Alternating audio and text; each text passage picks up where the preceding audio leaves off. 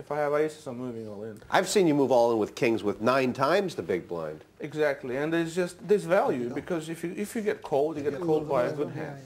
You don't want to get called by ace deuce. I want to get called by an ace king. I want to get called by a good hand. I don't want to get called by bad hands, because if you have one of their cards, you're a big favorite. But if you don't, you're in trouble, and there's no value in having situations where you put your money in and then flip it over, see who wins the race.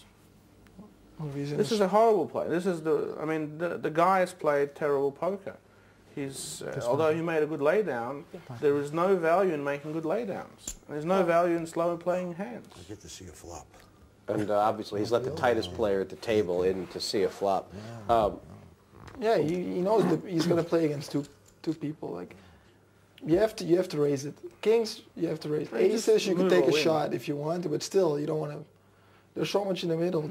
He's risking his entire. He should have made a raise and get it heads up with someone. Everything is bad for him. His table image is very tight, and now he could be using it by going all in all the time, and people will be very afraid.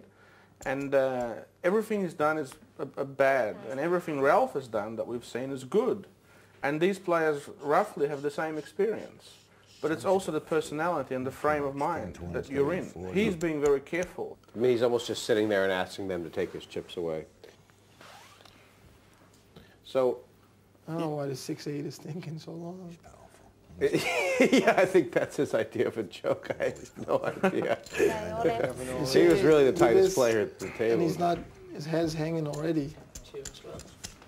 Tim shows a pair of 5s. Devin shows a pair of queens. And so, I mean, I think everybody's shocked that this guy is just an example of a scared player. You're always scared that something out there beat him. Now the extra 15,000 the Visors got into the pot, that's not worth the risk, you don't think? Not worth the risk of going out. There you go. That's it. He's nearly dead. I mean, you don't want to let people in. And the river comes an ace. We lose our first player. Thank you, Tim. Yeah, I guess he got some cards this tournament. He had some cards. He got what he deserved. But he could have been out the first hand with his kings. But he might have won the hand too. I mean, he might have got lucky. But you just got to run the gauntlet. You can't afford to be overcautious in these tournaments. You got to go for it. Don't be overcautious and don't press the panic button. Yeah, never panic. If you're running bad, things are not working out. There's no need to panic. One more example of a short stack play maybe going a little bit wrong, Ali McCoist. And we've seen Ali McCoist a few times in this tournament. And here he is with a very short stack, blinds of 5 and 10,000, and he's just calling with the ace-7. Too small to call with? It's never a play. Like, when there's money in the middle, you're not calling with aces. You just want to get what's in the middle. You want to race? You want to take the pot? There was 15,000 there. It's not like you have a monster. Ace-7 is a weak hand when you call. So everything changes on the flop. Now, Nicky Piper's got, I think, a 9 deuce in the big blind. And, I mean, Ali looks, if he bets, I guess he wins. But it's just a risk you don't want to take. Oh, you have to bet that flop. I mean, he's won the pot there, but is it a risk? He gave his opponent a chance to beat him. 9 deuce should never have been in there if he just raised. No, you just move all in that situation. On those short stacks, you must be very aggressive. 4-3 players left. You got a short stack against another short stack, or even medium stack. I mean, relative to the blinds, you don't want flops. You just want to take as many pots as you can. Take a couple of flops, see if you win them. If you win the couple of flops, you win the tournament. When we come back, we're going to look at something even more fun, which is what to do when you have a big stack, and then perhaps some of the best short stack play we've ever seen. Basically, when you're short stacked, you just got to pick up some kind of hand, get your chips in there, and hope you double up and can get some more chips to get back in contention again.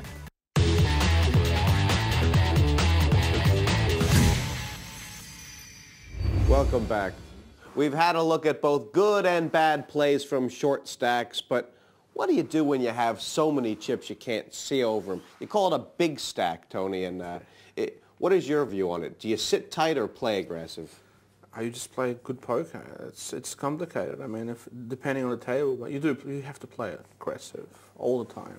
You still have to, yeah. And but you have to play smart. You have the chips, so you have a little more time, but you still have to keep pressure on the other guys. You don't change your game plan completely? Not too much. You just have to take in account the shorter stacks that when you raise with garbage, they might move over the top, and you have to call them. So you just play. Yeah, you have some more game, some more plays, some more chips. I mean, but you just have to make sure you stay ahead. You don't want to go from chip lead to short stack. Do you see guys falling asleep at the table with a big stack and then all of a sudden someone's caught up to them? Have they made a mistake there? Yeah, they probably did. Sure, it can always happen in poker. Anything can happen, but if you have the big stack, you should keep building. You just change your starting requirements a little bit, or in situations? You just play good poker. Like when you're short stack, you play anything, but when you have to play big stack, you're not playing the 9 deuce, because you don't have to. You just play good poker. Yeah, you just raise in good positions. You know, if you're early under the gun, you don't have to be crazy and raise, but you can raise less. You know, instead of raising big, you can just raise double the blind, the big blind, and you can actually, people will be afraid of you. So you can make small raises all the time if it's working, and keep doing it. If you get a good stack, and just make small raises all the time and bet the flop. Yeah, you have to watch who you're playing against and pick on the right blinds, or easy to take. Just keep in mind who's who at the table. So small raises could work if you've got lots of chips back. Let's see a couple of big stack hands, starting out with John Shipley. It's folded around to him in the small blind here, and he's on plenty of chips. And we know him as a very aggressive player all the time. Jack 5 in the small blind. I think the blinds are about 5 and 10,000 now. Raise 15,000 more. And he makes it 25, which is just over double the big blind. Is that something you would do there if you have a lot of chips, put pressure on? I would. I like that move. It's a very, very good play, and you must keep the pressure on. And actually, Jack 5 in a heads-up situation is a decent hand. It's above average, in fact, mathematically. So randomly, you're actually a favorite against a random hand right there. Is that a hand that you might have played different, though, if you didn't have very many chips? Yeah, if you're short, you're not going to raise a little bit to let it in. You're either going to move in or fold it. You're going to move in. I mean, the odds of like a small big blind, it's a great opportunity to stay healthy in a tournament. Because it buys you another round. You take the big and the small blind, the antes. And the odds are great for the guy to fold the best hand as well. So put the pressure on your small blind. You have to move in if you have a short stack. If you have a good stack, you could fold the hand. That's a bit and if you have a really big stack, you can make a small raise like he did, 25,000, pick up. He just won 15,000. Easy. Easy. Let's have a look at Tony Bloom with the big stack on the button folded around to him. And you can see all the chips he's got. 8 high, but he's making it 30,000, which is, though I think it's just double. The blinds are 7 and 15 here. Yeah. Tony Bloom is the king of the big stack. He's always got a very good stack. And, he's one of the top players there are.